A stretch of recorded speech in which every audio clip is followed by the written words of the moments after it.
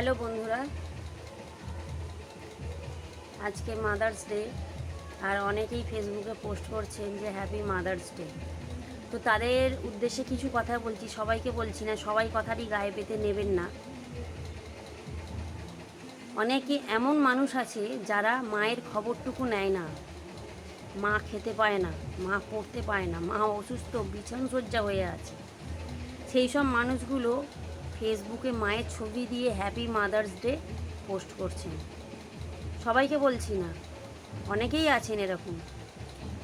তো এইগুলো না করে দয়া করে মাকে ভালোবাসুন, মায়ের জন্য কিছু করুন। মা কিসে ভালো থাকবে সেটা করুন, তাতে মা শান্তি পাবে, মা ভালো থাকবে।